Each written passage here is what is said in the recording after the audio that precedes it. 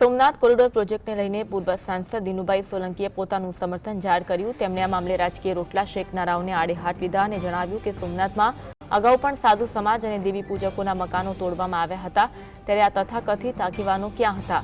તેમણે પ્રભાસ પાટણ બ્રાહ્મણ સમાજના પ્રમુખ હેમલ ભટ્ટ, રબારી સમાજના પ્રમુખ બાલાભાઈ શામળા અને પાલિકા પ્રમુખના પતિ જયદેવજીની સામે આક્ષેપ કર્યા, જેમાં તેમણે આ નેતાઓ પર સોમનાથ કોરિડોરના વિરોધમાં રાજકીય લાભ લેવાનો પ્રયાસ કરવાનો આરોપ લગાવ્યો।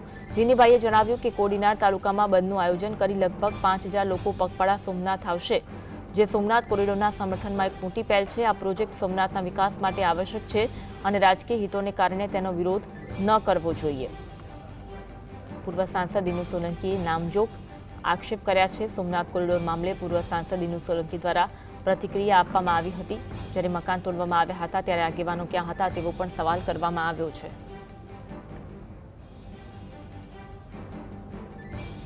શું છે કે સોમનાથના વિકાસમાં અને પ્રજા વચ્ચે જે ગાંઠ ઊભી થઈ છે, જે અંતર ઊભું થયું છે, એ અંતર પૂરું કરવા માટે તમારે પુલ બનીને પ્રજા અને સરકારની વચ્ચે તમારે સેતુ બનીને આ પ્રશ્નનો નિરાકરણ લાવવાને બદલે આ બાલાભાઈ જેવા તો પોતાની હોટલ બચાવવા માટે રાત દિવસ મહેનત કરવા માંડી ગયા છે।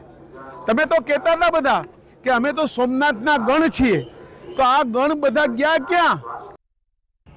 આજ અંગે વધુ વાત કરીશું। સંવાદદાતા દીક્ષિત અમારી સાથે ફોન લાઈન પર જોડાયા છે। દીક્ષિત, સોમનાથ કોરિડોર પ્રોજેક્ટને લઈ પૂર્વ સાંસદ દિનુભાઈ સોલંકીએ પોતાનું સમર્થન જાહેર કર્યું છે, વિગત જણાવશો?